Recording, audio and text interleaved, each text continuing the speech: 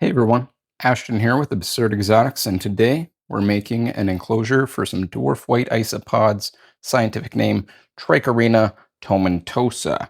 It's going to be real quick, just quick and dirty what I do to make an enclosure. So, live oak leaf litter, sorry, at the bottom here. This, oops, this will create a decaying level of leaves at the very bottom. It'll slowly make food for them. And it also acts as kind of a faux drainage layer. Next up on top of this is just going to be our substrate here. Let me get a bunch of that in there. These guys do burrow a decent amount, so I'll add a decent level of substrate to it. Substrate, of course, also has leaves and stuff like that. Just there. That should be enough dirt. And then we're going to add a wet side here. So we'll dig down to about the leaf layer, build it up a bit. We're just going to add sphagnum moss. Plenty of sphagnum moss. It's going to make sure it never dries out. Nobody ever desiccates. No one ever has issues breathing. Even if I forget to water them a little bit, they'll be fine. Then, I'm going to add some more edible leaves. These are mini oak leaves. They're a thinner leaf, you'll see, so they break down a little bit easier, quicker. We'll throw all those on top. Like I said, the substrate's pretty rich, so I'm not gonna go too overboard here, just because it is a dwarf species.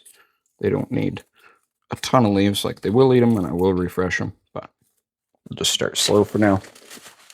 And also, some more live oak leaves. So, there we have the basics. I mean, could be more leaves. We'll add some cuttlebone. I forgot that, so we'll actually scrape away some leaves and just toss it up a little bit of this all about. There's also calcium in the substrate, but this is just something I like to do. I break it up to make it easier for them to break down, and also so I can get it a little bit everywhere. It does make a bit of a mess. I need to braid again with the leaves. Bada boom, bada bing. Beautiful. Now, a little bit of hides. This is an elephant ear pod that actually split open one day. No clue why, but pretty cool.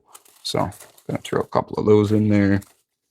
I like to have some in the moss, and then I can pull it out. That should be covered in isopods. Little cork bark option for them. Like I said, these guys kind of dig a bit, so I'm not too worried about the hides. And then hollowwood. Hollowwood's nice for collecting them, and then just knock them out, and they should be good. And there we have it. Nothing fancy, just your very basic run-of-the-mill isopod enclosure. That's just a quick breeding ground for them. And I'm just going to grab some water here and water them really quickly. And then I usually let it set for a day or two before adding the isopods, so that'll be another clip.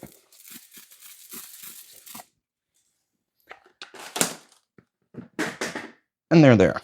They're all wet. They're all, well, no isopods in there, but that'll moisten down a little bit. I'll probably spray it again tomorrow. Just make sure everything's nice and hydrated for them. And this is actually one of my old bins. How I used to set them up was ventilation on the top. I prefer to do side vents now. Makes them better for stacking, but that works for now. And there you see Trichorina tomentosa, wet side, dry side.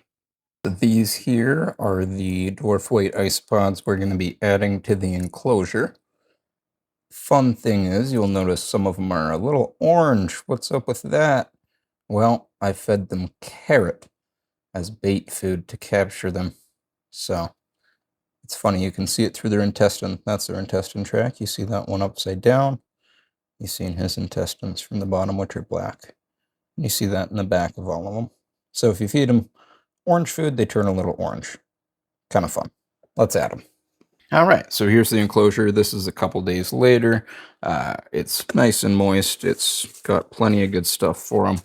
And this is just the start. I'm going to be adding more as I capture them from the old enclosure and move them into this. So just basically, bada boom, dump those in. And with dwarf isopods, I always look very closely at the belly cup. Just got to make sure they're not missing any, which we're not. So those are all good. They're in there. And we're just going to let them settle in. Thanks, everyone.